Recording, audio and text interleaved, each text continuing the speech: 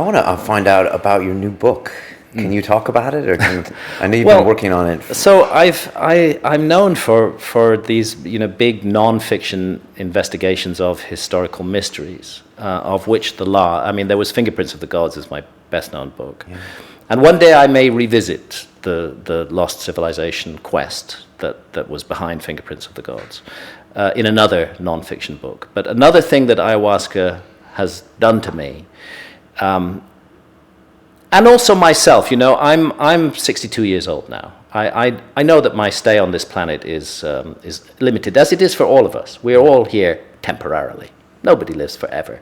I believe it goes on. I believe something comes, but I want to make the best and the most of the years that I have here. And my particular gift, at whatever level it's at, is writing. And I came to feel very strongly that I was done with non-fiction for a while, with the big historical investigation, and particularly so since my non-fiction writing had become more and more defensive because my work was so much attacked by academics that I needed to erect barriers of protection around every argument that I put, and thousands of footnotes and detailed arguments, just to make sure that the academics couldn't twist and distort it in any way. I don't like writing defensively, and I came to the realization that actually where I want to exercise myself as a writer is in fiction.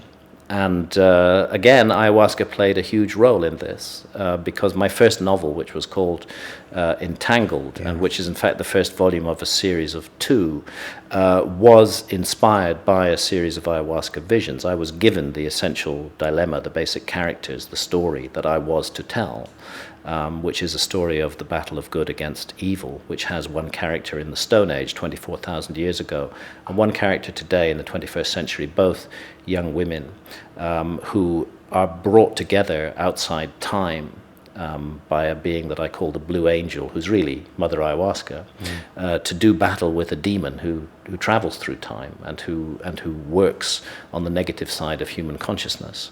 Now, I may want to exercise myself as a writer, but it seems that my readers don't particularly want to read my novels because, contrary to my non-fiction, which has always done pretty well, my first novel has been completely ignored, which is fine. I completely accept that. I have chosen, perhaps perversely, to reinvent myself in my 60s and to become a different kind of writer. Why should I expect my readers to come with me on that journey? Why should I expect them even to open my book or even consider what might be in it? But no one's ever done what you've done. I mean, purely non-fictional work and then flipped into a fictional No, piece, it's right? kind of a strange thing to do. I mean, everybody in publishing would tell you this is a really bad career move, But I feel that it's the move that I need to make, and also that in the realm of fiction, I can explore extraordinary ideas without having to, bolster them up with huge amounts of argumentation and facts and figures and documents and numbers. And I feel it's an area of freedom as a writer for me. So I will come back and write the second volume of Entangled. The first volume was published in 2010, and I've written about 100 pages of the second volume, but I haven't completed it yet because I've got drawn into another novel of which I've written 2 out of 3 volumes, and that will the first of those will be published in England in April 2013, and it will be called War God, and it is a novel about the Spanish conquest of Mexico. Wow, and sounds cool. And about the spiritual forces at work behind history, because the thing that intrigues me about, when I was researching Fingerprints of the Gods, I traveled very extensively in Mexico. And it's impossible to travel in Mexico and look at the ruins of ancient Mexico and look at the cultures of ancient Mexico without realizing that the people who we call the Aztecs, who called themselves the Mexica, had been drawn very far into the dark side. These were human sacrifice and whatnot. Terrible. I mean, there is a very clear documentation on one occasion of the sacrifice of 80,000 human beings over a period of 4 days to inaugurate the Great Pyramid at Tenochtitlan, so that the entire city was just filled with human blood.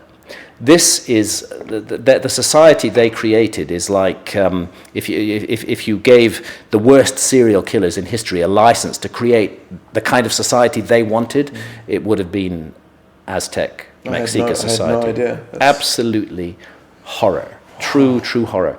And when you look at the documents, you find that Moctezuma, the last of the Aztec emperors, was actually in daily contact with a demonic entity, with an entity that they called Huitzilopochtli, the war god, who was luring him into ever more violent and awful and hideous human behavior. And right at that time appears on the coast of Mexico 500 Spaniards in a little armada of ships led by a man called Hernan Cortez, who's also in contact with a spirit entity, who he happens to construe as St. Peter.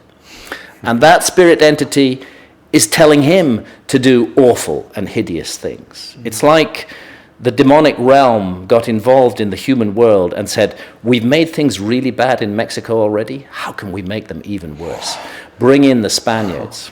You know, and in a karmic sense, I mean, the Aztecs deserved Cortez. It was divine retribution almost. But in just sheer numbers and horror, things got even worse after the Spanish came. The population of the Valley of Mexico went from 30 million to 1 million in the 50 years after the conquest. 29 million people died. I mean, this is genocide. Is that through on disease? An extraordinary disease scale. As well? Yeah, the smallpox was deliberately introduced to Tenochtitlan by the Spanish as one of the first deliberate uses of biological warfare. Right.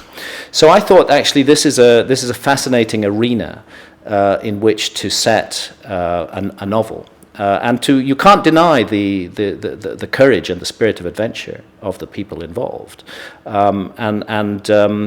that is part of the story. There's also fascinating female characters. There was a woman called Malinal, who for some reason had a grudge against Montezuma, and history doesn't speak why that reason is, but I've been able to explore those possibilities in the novel, who becomes the interpreter for Cortez.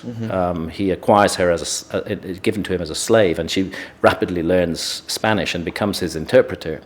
And it's clear that she uses him as a weapon to destroy Montezuma, that she is using Cortez to get her revenge. So there's a fascinating human story to tell here, and the relationship between Cortez and Malinal, and they did eventually have a child.